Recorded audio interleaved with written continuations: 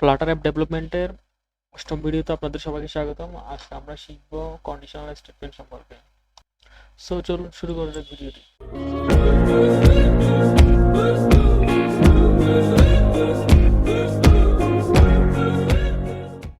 So conditional স্টেটমেন্টগুলো জানার আগে আমরা একটু জানার চেষ্টা করি যে কন্ডিশনাল স্টেটমেন্টগুলো কি কি।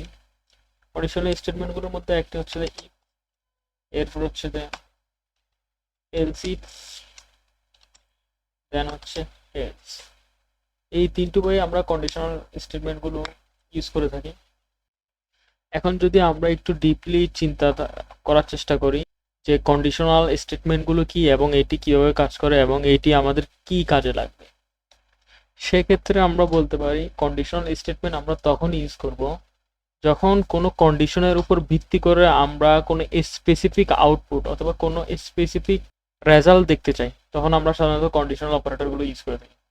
আমরা যদি একটা উদাহরণের চিন্তাধারা করি, যেমন ধরো এই মুহূর্তে যদি 7টা বাজে বা অথবা 7টা বাজলে আমি পড়তে বসবো, আর 7টা না বাজলে আমি পড়তে বসবো না। সো আমি যদি এটাকে প্রোগ্রামিং ভাষায় লিখতে চাই, সেক্ষেত্রে প্রথমে আমরা একটা ভেরিয়েবল নিব, সেটা হচ্ছে ধরো ভেরিয়েবলটা হচ্ছে টাইম। আর টাইম ধরে নিলাম এখন 7টা 5, আর এটার ভ্যালু হবে 7। এখন আমরা কন্ডিশনগুলো কিভাবে লিখে একটু দেখার চেষ্টা করি।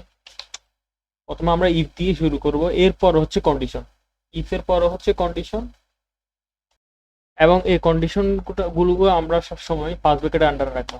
যেমন ধরুন এরকম লিখতে পারি টাইম, এই টাইমটা যদি 7টা বাজার কম হয়, মানে 7টার কম হয়, তাহলে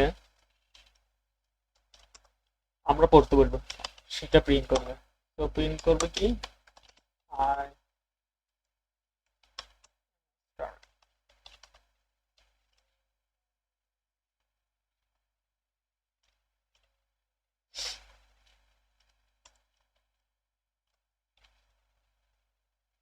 যদি আমরা কোডটা রান করে দেখি, কিছুই প্রিন্ট করতেছে না। কারণ কি?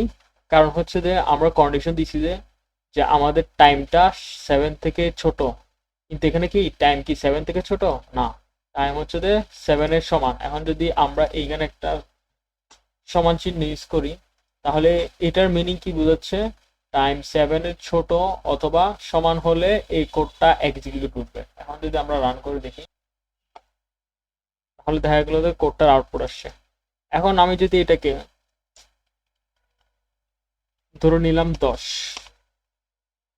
এখন কি বলছি এখানে, টাইম যখন 7 অথবা তার থেকে ছোট হবে, তখন এই সংখ্যাটি মানে এই লেখাটি প্রিন্ট করবে। এখন প্রিন্ট করবে, এখন কিছুই প্রিন্ট করে না। কারণ কি? কারণ টাইম হচ্ছে 10 থেকে বড়। এখন আমরা আরেকটা জিনিস করতে পারি, যদি ইফ না ঘটে তাহলে কি ঘটবে, এলস। এলসে কি লিখবো, ধরে নিলাম আই এম,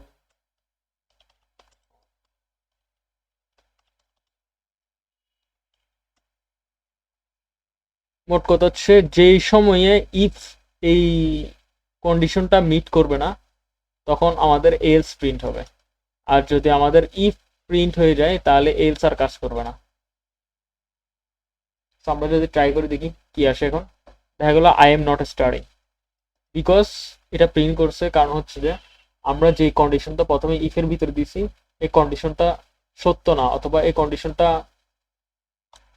কন্ডিশনটা মিট আপ করতে পারে নাই, দ্যাটস ওয়াই আমাদের এলসটা করছে। এখন আমরা আরেকটা জিনিস শিখেছিলাম, সেটা হচ্ছে এলস ইফ। এখন দেখি এলস ইফ কিভাবে কাজ করে। আমরা যদি এলস এর নিচে এখানে লিখি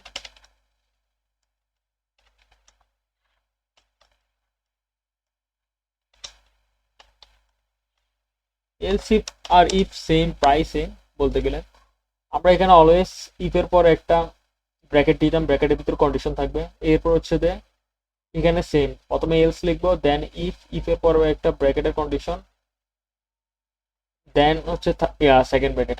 এই সেকেন্ড ব্র্যাকেটের ভিতর হচ্ছে আমাদের এক্সিকিউশনাল কোডটা থাকবে।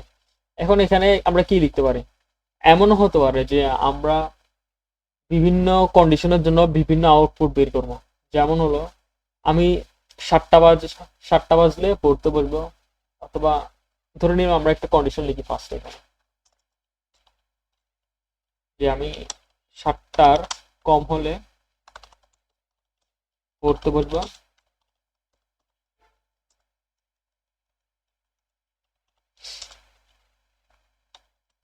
7টা বাজলে খেতে যাব, আর 7টা আর যে কোনো টাইম হলে আমি পড়বো না। এখন এটাকে যদি প্রোগ্রাম ভাষা লিখতে চাই, আমরা এখানে কি লিখছি, 7টার কম হলে আমরা পড়তে বসবো, তাহলে এখানে ঠিক আছে। এখন 7টার কম হলে আমি পড়তেছি, এক কথায় আই এম স্টাডিং। আর যদি 7টা বাজে খেতে যাব, তাহলে এখানে কি হবে, টাইম 7। টাইম যদি 7টার সমান হয় তাহলে কি প্রিন্ট করবে, আই এম ইটিং, আমি খাচ্ছি এই মুহূর্তে। আর না হলে আমি পড়তেছি না। দেখি এবার কি আসে।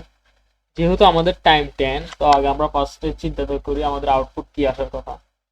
টাইম যেহেতু 10, সেহেতু আমাদের প্রথম ইফ এক্সিকিউট করবে না, যেহেতু 10 7 থেকেও বড়। কিন্তু এখানে আমরা কন্ডিশনে কি লিখছি, টাইম 7 থেকে ছোট হলে তখন।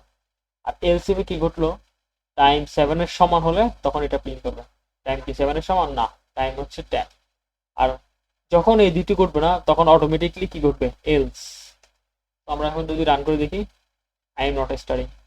এখন আমি যদি এটাকে 10 না দিয়ে 7 দিয়ে দিই, দেন কি রান করে, আই এম ইটিং। একটু আগে বলছিলাম ডাবল ইকুয়াল দিয়ে বোঝায় যে এইটা এবং এটা, এই দুইটা যদি সমান হয়, এইখানে যে কোডটা থাকবে এটা এক্সিকিউট হবে। টাইম কি 7 এবং 7।